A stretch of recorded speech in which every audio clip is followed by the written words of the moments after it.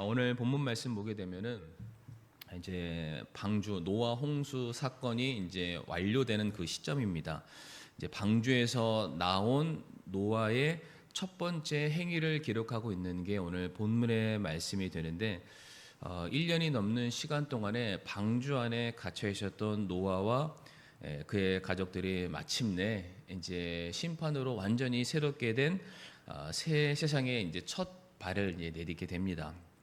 그들 앞에 얼마나 해야 될 많은 일들이 산적해 있었을까. 집을 지어야 되고요, 먹고 살아야 되니까 농사를 지어야 되고, 어쨌든 그들의 삶의 터전을 새롭게 꾸려야 하는 정말 많은 과제들이 그들 앞에 놓여져 있었을 것입니다. 그런데 오늘 보면 20절 말씀 보게 되면은 노아는 다른 무엇보다 하나님께 먼저 이제 제사를 드리는 장면이 20절에 나와 있습니다. 이것이 제가 오늘 성도님들에게 나누고자 하는 본문의 가장 중요한 핵심 메시지인데, 노아가 드렸던 그 예배의 모습을 통해서 구원받은 성도의 삶은 무엇으로 시작되어야 될까? 우리들의 삶의 가장 최우선순위가 무엇이 되어야 될까? 노아의 경우 홍수라는 심판을 통과한 이후에 그가 구원받았다라고 말씀을 드릴 수 있을 텐데, 그가 새 땅에서 새 삶을 시작했을 때 그가 예배를 드림으로 그의 삶이 시작이 됩니다. 우리가 그 모습을 바라보면서 하나님께서 기대하시는 예배자의 모습은 어떠한 모습일까? 과연 노아는 어떠한 마음으로 하나님께 예배를 드렸을까? 우리가 한 세 가지 관점을 통해서 이 말씀을 좀 살펴보도록 할 텐데, 첫 번째로 예배자에게 요구되는 자세는 바로 이게 순종입니다. 오늘 본문 15절과 16절 말씀 보시게 되면, 하나님께서 노아에게 말씀하여 이르시되 너는 내 아내와 내 아들들과 너와 함께한 내 아들들의 아내들과 함께 방주에서 나아가라 라고 말씀을 하시죠. 15절과 16절 말씀 그렇게 되어 있습니다. 방주로 들어가라 라고 말씀하신 하나님께서 드디어 노아에게 방주로 나아가라 라고 또한 명령을 하시게 됩니다. 여기서 우리가 주목해 볼 부분이 무엇이냐면, 하나님께서 노아의 아내나 노아의 아들들, 아들들에게는 아내도 있었을 텐데 그들에게 개별적으로 말씀하지 아니하시고 노아에게만 말씀하셨다라는 것이죠. 이때 당시에 지구에 몇 명이 살고 있었나요? 어렵죠. 8명 살고 있었습니다. 이제 이 8명은 특별하게 하나님의 은혜 가운데 구별된 사람들이고, 이 사람들이 소위 말해서 이제 새로운 지구, 새로운 인류의 역사를 써 내려가야 되는 사람들이죠. 많은 사람이 아닙니다. 8명의 사람이죠. 그럼 충분히 하나님께서 집합 모여, 그래서 너는 이거 해, 너는 이거 해, 너는 논을 경작해, 너는 집을 지어, 충분히 다 이렇게 말씀하실 수 있는 굉장히 소수의 인원이라 할 수 있죠. 그런데 하나님께서 그 8명 중에 단 한 사람 노아에게만 말씀을 전해 주시게 됩니다. 근데 왜 하나님이 노아에게만 말씀하셨을까? 성경 말씀 보게 되면 노아는 당대에 하나님 앞에서 하나님께 가장 순종하는 자였기 때문에 하나님이 그에게 말씀을 주셨다는 것을 알 수 있는데, 창세기 7장 1절 말씀 보면은 노아에 대해서 이렇게 말씀하시죠. 주께서 노아에게 이르시되 너와 내 온 집은 방주로 들어오라. 이 시대에 네가 내 앞에 의로운 것을 내가 보았느니라 라고 말씀하십니다.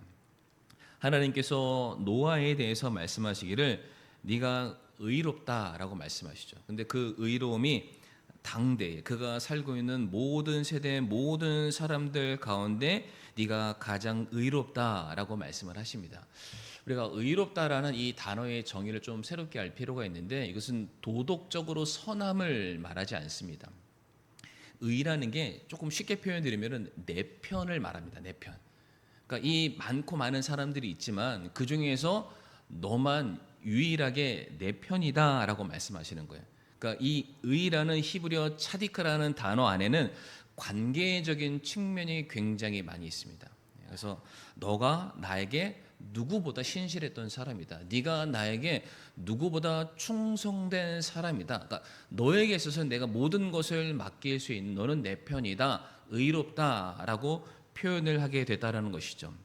자, 그러면 노아가 얼마만큼 하나님 앞에 신실하고 순종했을까? 그는 얼마나 하나님을 신뢰했을까? 우리가 말씀을 통해서 찾아보기를 원하는데, 히브리서 11장 7절 말씀 보게 되면 믿음으로 노아는 아직 보지 못한 일들에 대해 하나님으로부터 경고를 받고 두려움으로 움직여 방주를 예비함으로 자기 집을 구원하였나니라고 되어 있습니다. 여기 보게 되면은 믿음으로 노아는 아직 보지 못한 일이라고 되어 있죠. 지금 하나님께서 노아에게 뭐라고 말씀하셨냐면 내가 이 땅을 물로 심판할 것이다 라고 말씀하셨는데, 물론 당시에 물이라는 것은 있었습니다. 그러나 천지를 덮을 만한 물, 그러니까 그러한 물이 어디서 온다라는 것을 한 번도 본 적도 없고, 심지어 그때 당시에는 아직 비라는 개념이 없었습니다. 그러니까 비를 본 적이 없습니다. 그리고 온 땅이 물로 창궐한 홍수를 그가 본 적이 없었죠. 뿐만 아니라 하나님께서 이 세상을 다 덮는 심판을 하시겠다. 다시 말해 이 세상에 엄청난 대격변이 임하는 심판과 재앙이라는 것을 아직까지 한 번도 경험해 보지 못했습니다. 그러니까 오늘날 우리야 태풍이 오는데 뭐가 오는데 준비를 하는 마음이 있잖아요. 왜냐면은 사전 지식과 정보가 있기 때문에. 노아한테는 그런 게 전혀 없습니다. 대체 비가 뭘까? 대체 홍수가 뭘까? 대체 심판이 뭘까? 한 번도 본 적도 없었고 그것을 본 적이 없으니까 상상조차 할 수 없는 그 일들의 연속이었습니다. 그럼에도 불구하고 노아는 믿음으로 나에게 말씀하신 분이 하나님이시기 때문에 그런 전적으로 순종하기로 그가 결단을 하게 되죠. 창세기 6장 22절과 7장 5절 말씀 보면 노아가 하나님을 얼마나 따랐냐면, 좀 두 말씀이 약간은 문장이 다르지만 동일한 문장 메시지를 가지고 있는데, 이와 같이 노아가 행하되 하나님께서 자기에게 명령하신 모든 것에 따라 행하였다라고 되어 있죠. 7장 5절에서도 노아가 행하되 주께서 자기에게 명령하신 모든 것에 따라 행하였다라고 되어 있습니다. 모든 것이 핵심 포인트죠. 노아는 자기 생각이나 자기 판단이나 주변의 반응을 고려하지 않고 하나님의 말씀에 그대로 모든 것에 따라서 순종하는 자였습니다.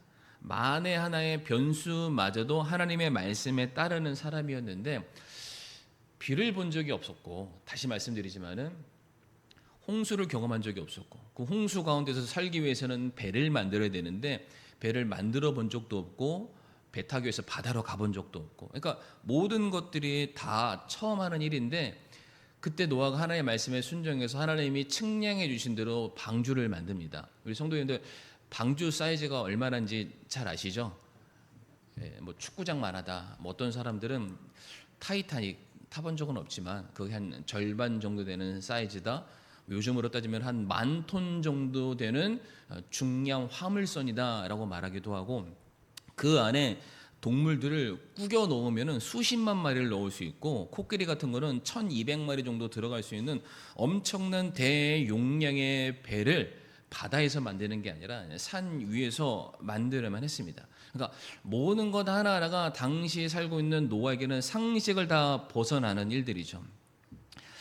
하나하나 아마 의문이 들었을 겁니다. 왜요? 왜요? 왜요? 그런데 그런 말들에 대해서 성경이 말하지 않고 노아가 모든 것에 따라 주님께서 명령하신 것에 순종했다라고 말을 하는데, 당시의 노아의 순종은 결코 쉬운 것이 아니었음을 성경이 또한 우리에게 말해주고 있습니다. 창세기 6장 5절 말씀 한번 띄워주시면, 하나님께서 사람의 사악함이 땅에서 크고 또 그의 마음에서 생각하여 상상하는 모든 것이 항상 악할 뿐임을 보시고 라고 되어 있죠. 그러니까 당시 노아가 살고 있는 시대는 영적으로 완전하게 타락한 시대였습니다. 그러니까 하나님의 말씀이 존재했지만 누구도 하나님의 말씀에 순종하거나 따르거나 복종하는 그런 사람들이 없습니다. 하나님의 말씀이 그들의 삶의 기준이 아닌 그런 시대를 살고 있는데, 바로 그와 같은 시대에 하나님의 말씀이 노아에게 임하게 된 것이죠. 그러니까 모든 사람들은 하나님의 말씀하셔서 우리는 안 믿어, 안 따라, 그렇게 살 필요 없어, 모두가 다 그렇게 치부하고 있는 그런 시대였는데, 노아는 그러한 상황 가운데 하나님의 말씀을 따랐다라고 되어 있습니다.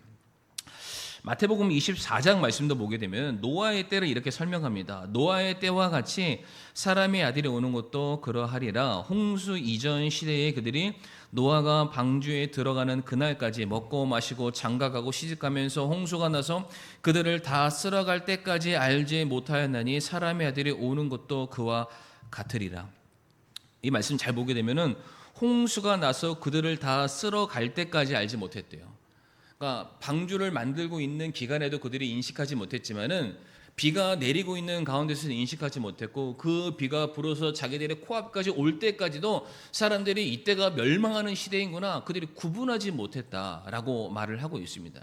그러니까 이러한 시대에 노아가 사람들에게 아무리 복음을 선포해봤자 들었을까요? 아무도 듣지 않죠.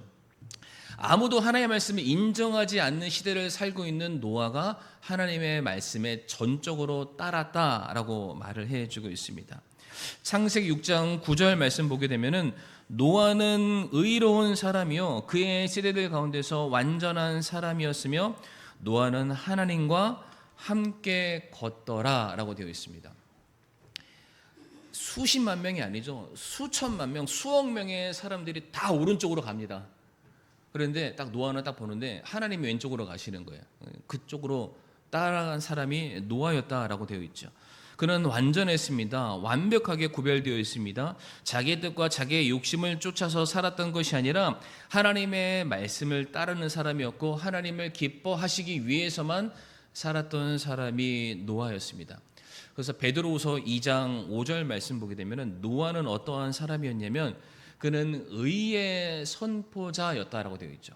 예, 세상을 아끼지 아니하시고 오직 의의 선포자인 여덟째 사람 노아를 구원하시며, 당시 사람들이 노아를 봤을 때 미친놈처럼 보였을 거예요.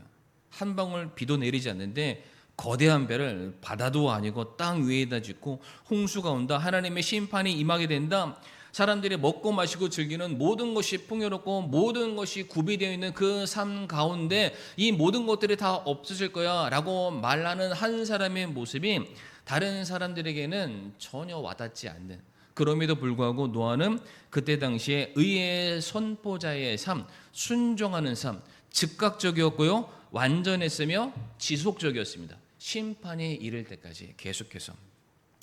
노아는 이러한 사람이었어요. 그러한 사람이었기 때문에 노아는 방주에서 내려서도 하나님의 말씀에 따르기를 원했기에 그가 제일 먼저 한 일이 제단을 쌓아서 예배를 드리게 됩니다.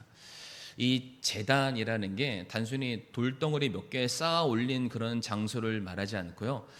원래 제단을 의미하는 히브리어가 있는데 히브리어 얘기하면은 우리 기억 못 하잖아요. 심지어 저도 기억을 잘 못 합니다. 근데 그 의미가 다차치하고 제단이 원래는 죽음의 장소라는 뜻입니다. 제단이 죽음의 장소. 원래 죽다라는 그 의미가 파생되어져서 만든 게 제단이라는 것이죠. 그러니까 제단에서는 모든 게 다 죽어야 됩니다. 실제로 제단 위에 짐승이 우리를 대신해서 죽임으로 드려지게 되죠. 그러니까 지금 노아가 제단을 쌓았습니다. 무슨 것을 의미할까요? 내가 죽어야 된다는 것을 의미하는 것입니다. 내가 죽어야 내 삶을 통해서 이루고자 하시는 하나님의 뜻이 반드시 성취되기를 원한다. 하나님의 말씀에 내 삶을 통해서 육신을 입기를 원합니다 라는 그 고백, 무엇보다 하나님 앞에 순종하고자 하는 그런 마음이 노아에게 있었기 때문에 노아는 제단을 쌓는 사람, 노아는 누구보다 순종할 줄 아는 그러한 사람이었습니다. 우리 성도님들께서는 혹시 예배를 드리기 위해서 오늘 이 자리에 이 아침 이렇게 일찍 오셨는데, 우리 집사님께서도 그렇게 기도하셨죠. 누구보다 열심을 가지고 준비해서 나오신 분들이다. 일부 예배 나오시려면 얼마나 피곤하시겠습니까? 다들 이제 졸리시고 피곤함을 무릅쓰면서 오셨는데, 성도님들이 참 어떠한 마음으로 예배를 오셨을까? 우리가 늘상 있는 그런 패턴에 이끌려서 우리가 이 자리에 나왔을까? 아니면 하나님께서 내게 주시는 그 말씀에 순종하기 위한 그 마음으로 우리가 이 자리에 왔을까? 분명한 것은 하나님의 뜻이 성도님들의 삶을 통해서, 성도님들의 손발을 통해서, 성도님들의 입술을 통해서 이 땅에 좀 구현될 수 있기를 간절히 소원합니다. 그래서 오늘 노아의 모습처럼 이해가 아닌 믿음으로 하나님의 말씀에 우리가 반응하길 원하고요. 몇 개 중에 하나를 선택하는 그러한 믿음이 아니라 모든 것에 따라서 행할 수 있는 저와 성도님들의 온전한 믿음이 될 수 있기를 바라겠습니다. 두 번째로 예배자에게 요구되는 자세가 있는데 바로 그것은 사명감입니다. 사명감.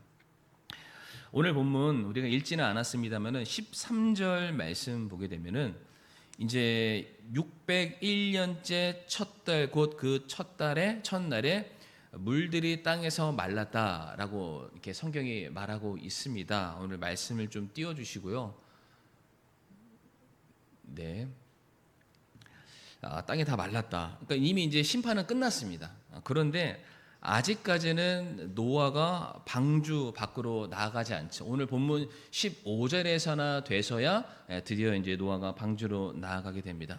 그러니까 이미 심판은 끝났지만 그 끝난 것을 노아가 알고 있었지만은 방주 밖으로 나아가지 않았습니다. 왜? 하나님이 그에게 명령하지 않으셨기 때문에. 들어가라 하신 분도 하나님이시고 이제는 나가라 하신 분도 하나님이셔야만 노아가 나갈 수 있는 것이죠. 자, 그런데 노아가 왜 나가지 않았을까? 한 1년하고 10일 되는 그 기간 동안에 그 작은 공간에 갇혀 있었을 때 얼마나 답답했을까? 대한민국 사람들이 그 공항에 가면 제일 빨리 나간대요. 제일 빨리 나간대요. 그냥 비행기에서 나와서 딱 나가면은 거의 한 1번부터 10번까지가 이제 다 대한민국 사람인데 1번부터 10번 중에 1등이 접니다.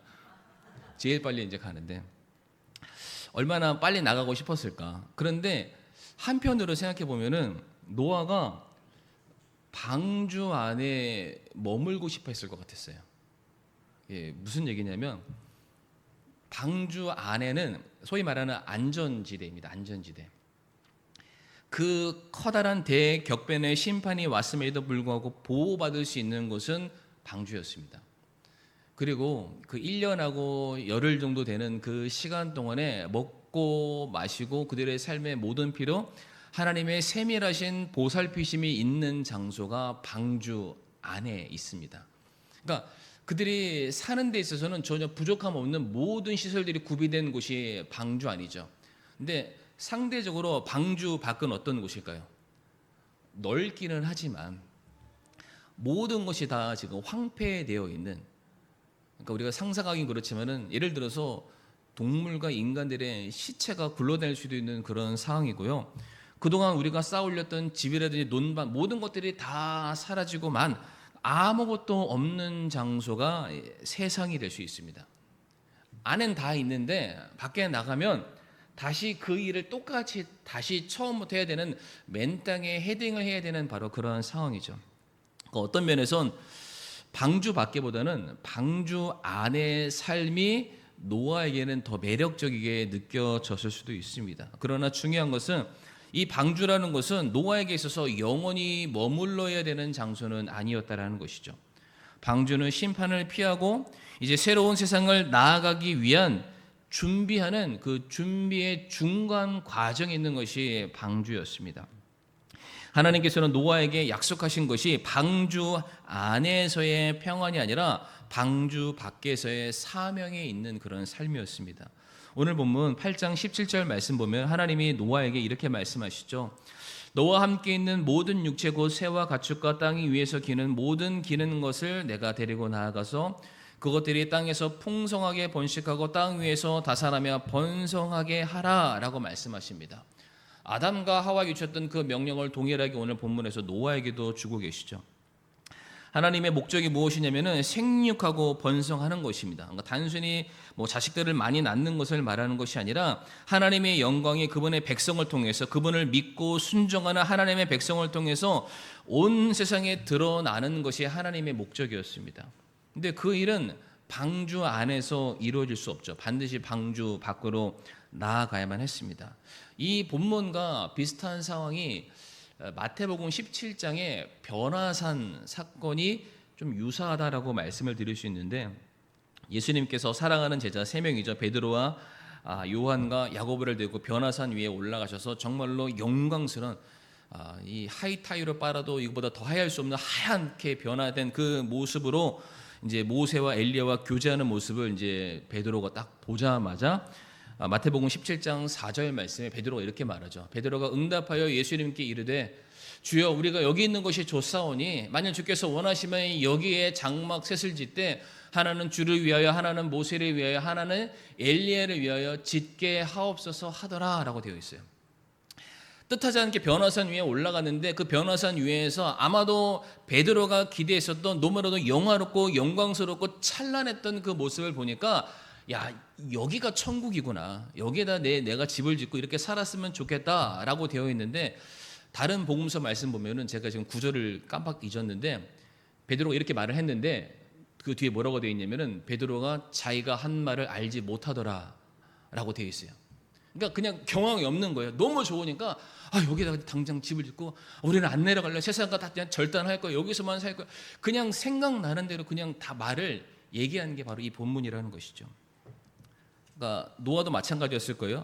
나가기 싫었을 거예요. 그 안에만 머물고 싶어 했을 텐데 결국 예수님께서는 제자들을 끄집어서 산 아래로 데려오시게 됩니다. 왜 그럴까? 예수님의 사명은 산 위에 있는 것이 아니라 산 아래에 있었기 때문이죠. 주님께서는 자신의 영광이 구원받은 성도를 통해서 아직 은혜를 맛보지 못한, 아직 구원을 경험하지 못한, 여전히 죄와 사망의 권세 안에 눌림을 받고 있는 그 사람들에게 전해지고 그들에게도 은혜가 선포되고 그들의 입술을 통해서 주님의 영광이 인정받기를 원하셨다라는 거예요. 그래서 주님께서는 내려오라라고 그들을 끌고 내려가셨고, 마찬가지로 노아로 하여금 나가라라고 말씀하신 거예요. 어쩌면 나가라라고 말씀하신 게 안 나가니까 나가라라고 말씀하신 것도 우리가 이해할 수 있을 것입니다. 참, 우리는 본성적으로 안락을 추구합니다. 불편한 것을 우리는 기뻐하지 않죠. 우리는 사명보다는 평안함을 원하는 삶을 삽니다.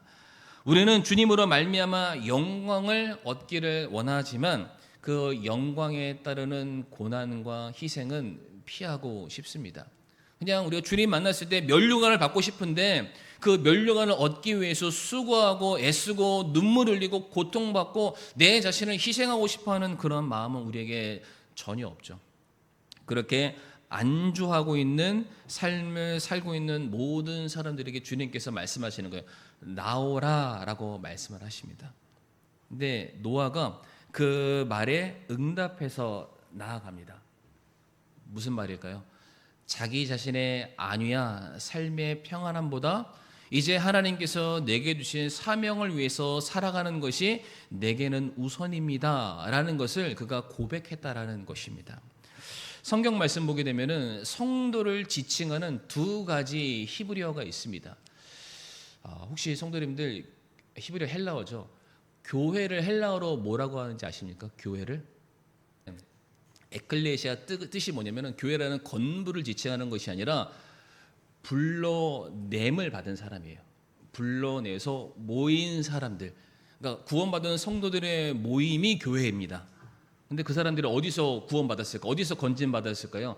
세상으로부터 건짐을 받아서 예수 그리스도의 품 안에 있는 사람들, 그 사람들이 이제 교회입니다.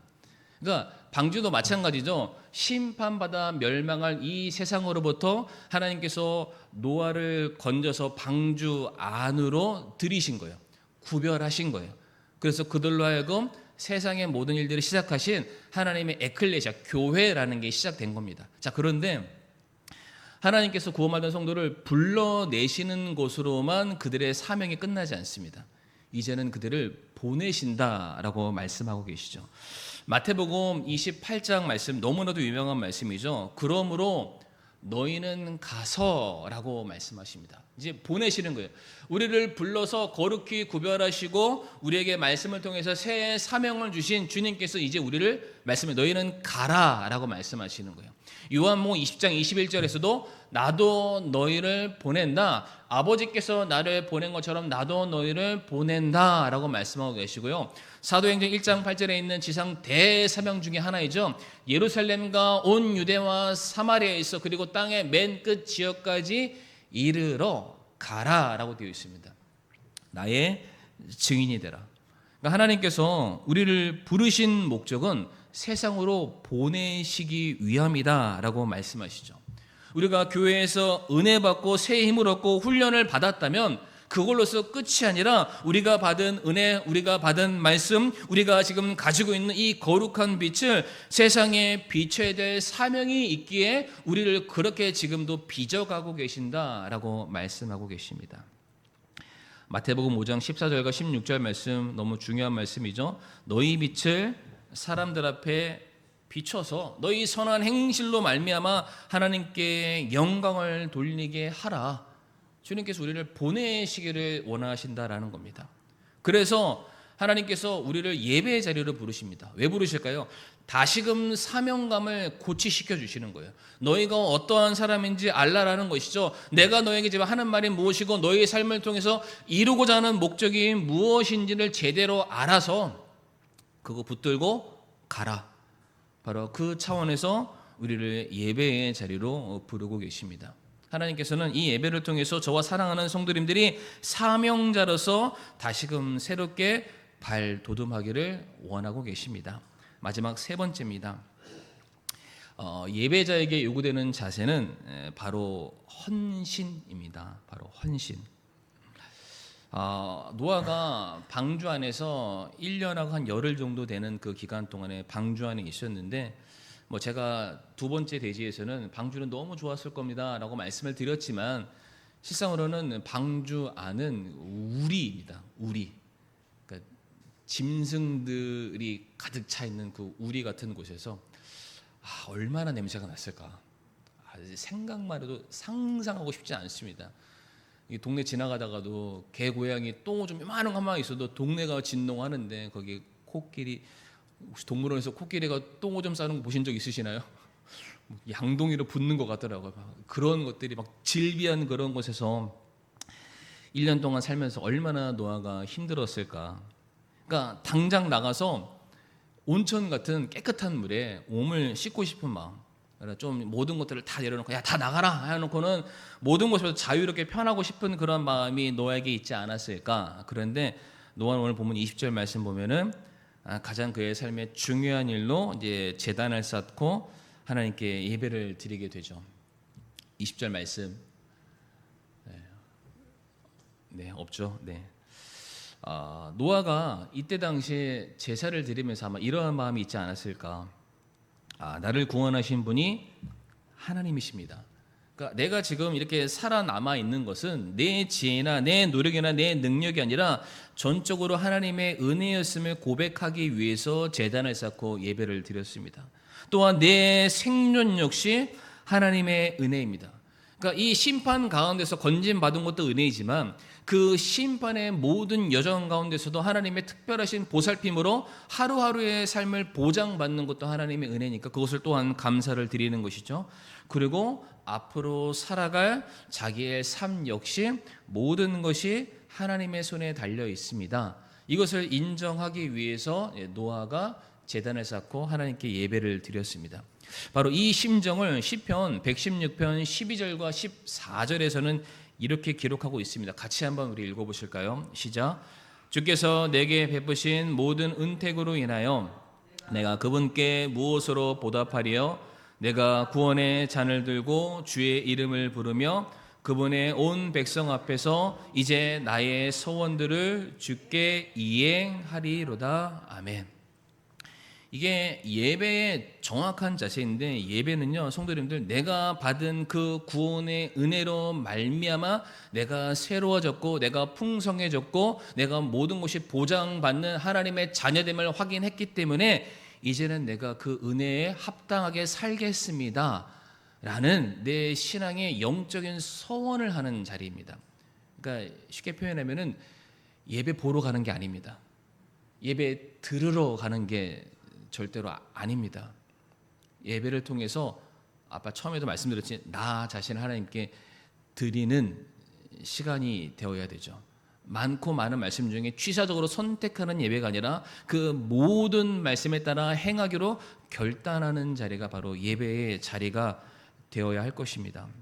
그래서 오늘 본문 20절 말씀 보면은 노아가 하나님께 제사를 드리게 되는데 제사의 형태가 굉장히 중요합니다. 그가 번제를 드렸다라고 되어 있죠. 번제가 뭔지 아시죠? 드리는 제물 전체가 다 하나님께 드려지는 것입니다. 번제는 완전한 헌신, 완전한 순종, 그리고 완전한 자기 부인이 그 안에 다 담겨져 있습니다. 노아는 지금 하나님 앞에, 하나님, 내 생명과 내 모든 소유가 전적으로 하나님의 손에 달려 있습니다. 내 삶을 주님께 드리니 나를 사용해 주세요 라고 고백하는 것이죠. 그런 차원에서 우리가 드리는 예배 역시 내 전부를 하나님께 드리는 헌신의 시간이다라고 말씀드리고 싶습니다. 우리는 나의 만족과 나의 유익을 위해서 예배 드리는 것이 아니라 예배를 통해서 하나님께서 우리에게 주시는 그 말씀 앞에 내 자아와 내 계획과 나의 고집을 철저히 복종시키고 이제 하나님의 뜻이 내 삶을 통해서 이루어지기를 원합니다. 재헌신하고 재결단하고 다짐하는 시간이 이 예배의 시간이라는 거예요. 그러니까 노아가 그것을 인정하기 위해서 죽음의 자리인 제단을 쌓아 올리고 있습니다. 그리고 그 쌓아 올린 것을 끝이 아니라 자신의 모든 것을 대변하는 번제를 하나님께 드림으로 저 이렇게 준비됐습니다 라고 고백한다는 것이죠. 갈라디아서 2장 20절 말씀에 내가 그리스도와 함께 십자가에 못 박혀 있으나 그럼에도 불구하고 사노라. 그러나 내가 아니요 그리스도께서 내 안에 사시느니라. 나는 지금 내가 육체 안에서 사는 삶을 나를 사랑하사 나를 위해 자신을 주신 하나님의 아들의 믿음으로 사노라. 참된 예배는 형식적으로 드리지 않습니다. 내 자아를 십자가에 온전하게 다 못 박고 하나님의 말씀에 전적으로 순종하는 것. 노아가 드렸던 예배가 그와 같았기 때문에 21절 말씀 보면은 하나님께서 노아의 제사를 향기롭게 받으셨다, 기뻐하셨다라고 말씀하시면서 이제 내가 더 이상 이와 같은 방식으로는 내가 심판하지 않겠다, 땅을 치지 않겠다. 왜? 모든 사명을 노아한테 맡겼으니까 노아를 통해서 모든 것이 새롭게 일어나기를 원하셨다라는 그런 놀라운 은혜를 주시게 되었다라는 것이죠. 그래서 노아는 이 예배를 드리는 사건으로 말미암아 간신히 구원받은 구조된 사람으로 끝나는 것이 아니라 인류의 새 역사를 써 내려가는 민족의 조상으로 새롭게 발돋움을 하게 됩니다. 말씀을 결론 짓게 되면 노아는 하나님 앞에 온전하게 순종할 줄 아는 그러한 사람이었습니다. 하나님께서는 하나님 앞에 순종하는 이 한 사람을 통해서 우리의 가정과 우리의 교회와 우리의 공동체를 살리기를 원하시고 새롭게 세워 나가시리라고 믿습니다. 이 순종의 자세가 우리에게 너무나도 필요하고요. 또한 노아는 세상의 필요보다는 하나님의 사명을 위한 삶을 선택했습니다. 방주라는 교회라는 안전지대에만 머물렀던 것이 아니라 이제는 내가 그렇게 구별됐으니까 보냄을 받아서 세상에서 빛과 소금의 역할을 감당하겠노라 선언하고 다짐했던 예배자의 모습을 가지고 있었죠. 마지막으로 노아는 자기 자신의 모든 것을 하나님께 드릴 줄 아는 사람이었습니다. 형식이 아니라 우리가 소위 말하는 내 몸과 마음과 영과 진리를 다해서 내 삶이 하나님께 다 바쳐진다 할지라도 하나님의 기쁘심이 될 수만 있다면 나를 기꺼이 드리겠습니다. 바로 그 모습으로 예배를 드릴 수 있는 우리 저와 우리 사랑하는 성도님들이 되기를 바라겠습니다.